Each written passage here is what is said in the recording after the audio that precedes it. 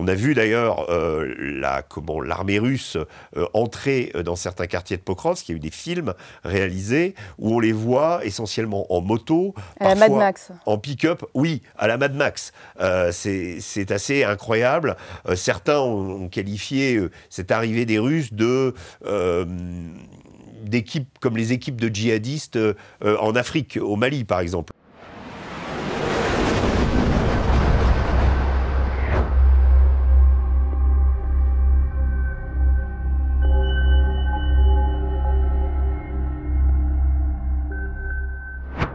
Bonjour Régis. Bonjour Aïcha. Régis, ces dernières semaines, sur le front du Donbass, les forces russes ont progressé de manière significative. La ville de Pokrovsk a-t-elle été conquise définitivement ? Alors oui, ça craque un peu partout, là, de partout sur le front. En particulier, effectivement, dans le Donbass, où les activités, enfin, on va dire l'effort militaire exercé par les Russes sur la ville de Pokrovsk va arriver à son terme. Alors, la ville est, on va dire, de facto conquise. Il reste quelques rues encore au nord où les forces ukrainiennes font une sorte de baroud d'honneur et résistent encore, mais on en est plus à des opérations de nettoyage opérées par les fantassins russes à l'intérieur de la ville aujourd'hui. Il reste le côté très problématique de la ville jumelle de Pokrovsk qui s'appelle Mirnograd, où là, la garnison ukrainienne est encerclée. On ne sait pas exactement combien de soldats sont dans cette poche, mais ils ne peuvent plus sortir. Et donc là, il va y avoir soit un anéantissement de cette poche, soit des unités vont se rendre. On a vu des petites unités déjà se rendre aux Russes. Il y a encore un combat qui va se dérouler, mais les forces ukrainiennes sont encerclées. Donc oui, il y a eu, on va dire... un effort considérable, et là, la ville de Pokrovsk est prise. C'est un revers colossal pour les forces ukrainiennes. Pourquoi ? Parce que, à la différence de Bakhmout, Avdiivka, qui ont servi de forteresse et qui ont résisté très longtemps aux forces russes, permettant aux Ukrainiens de dire in fine, on a perdu ces batailles, mais on a infligé des pertes significatives aux Russes. Là, avec Pokrovsk, on a un nœud ferroviaire très important. On a un axe de communication dans, on va dire, le chapelet de villes ukrainiennes fortifiées. Il y avait une cohérence. Maintenant qu'il n'y a plus Pokrovsk, on va dire que c'est plus difficile pour les Ukrainiens de tenir leur dernière forteresse du Donbass, d'autant qu'au nord, vous avez la ville de Kupiansk aussi, là où les Russes sont quasiment en passe de remporter cette agglomération. Si les Russes conquiert les deux, ça va être très difficile pour les deux derniers gros bastions, on va dire, ukrainiens du Donbass, que sont Sloviansk et Kramatorsk. Ça va prendre encore un certain temps, mais en tout cas, là, il y a un coup magistral porté, on va dire, à la défense ukrainienne dans le Donbass, avec cette conquête de Pokrovsk. Et il semble, Régis, que les Russes bénéficient d'une météo en leur faveur. Oui, alors vous savez, historiquement, on parle du général hiver, qui est souvent à l'avantage des Russes dans l'histoire, face à Hitler, face à Napoléon avant, et bien d'autres envahisseurs. Les Russes ont toujours joué du froid en leur faveur. Là, c'est le général brouillard. Voilà, c'est une condition météo qui tout à coup est apparue, qui fait que les drones utilisés en défense par les Ukrainiens ne peuvent plus opérer, et que du coup les Russes peuvent arriver à la faveur du brouillard, s'infiltrer encore plus facilement. On a vu d'ailleurs l'armée russe entrer dans certains quartiers de Pokrovsk. Il y a eu des films réalisés où on les voit essentiellement en moto, à la Mad Max. En pick-up, oui, à la Mad Max. C'est assez incroyable. Certains ont qualifié cette arrivée des Russes d'équipes comme les équipes de djihadistes en Afrique, au Mali par exemple. Oui, ils sont sur des unités très petites, un homme par moto, parfois un pick-up, très peu de blindés. D'ailleurs, il y a eu peu de blindés utilisés dans la bataille de Pokrovsk, pour ces raisons-là, à cause des drones en particulier. Mais là aussi, on voit que l'armée russe s'est vraiment adaptée, parce que certains véhicules, par exemple, des véhicules comme des véhicules de transport de troupes, ou des véhicules, on va dire des camionnettes, ils ont enlevé les portes, et on voit bien que c'est une adaptation à la menace des drones. C'est pour que quand un drone arrive sur le véhicule, on puisse immédiatement s'en exclure et ne pas se faire tuer dans le véhicule. Donc tout ça montre, cette arrivée, cette vidéo est très intéressante parce qu'elle montre que l'armée russe aujourd'hui, c'est pas une armée qui marche en rang pour arriver à la conquête d'une ville, c'est plus des blindés qui arrivent, c'est une armée avec des quads, avec des motos, avec des véhicules légers, un peu fait de briques et de broc, de façon à se dissimuler au maximum, parce qu'elle est habituée aujourd'hui à travailler en petites équipes, en infiltration, avec des fantassins qui infiltrent, parce que le combat principal, c'est les drones, ce sont les drones.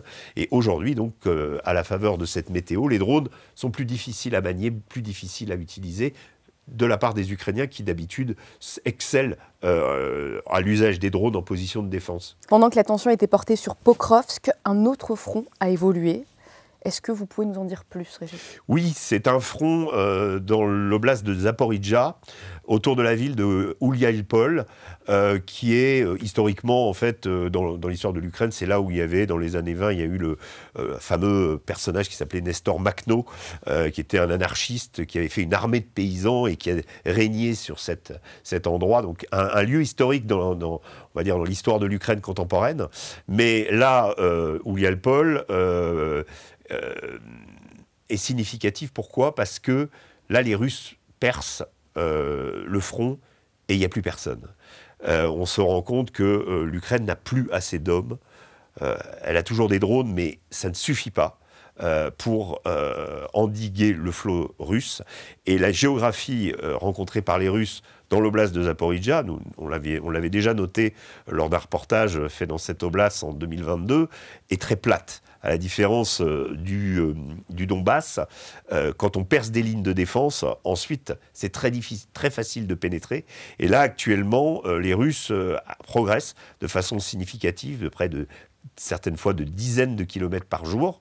Et ils sont en train d'encercler Ouliaïpol, qui va redevenir sans doute un nouveau chaudron, comme on l'appelle, c'est-à-dire une nouvelle poche, comme Pokrovsk, comme Avdiivka avant, comme Soudja, comme Bakhmout.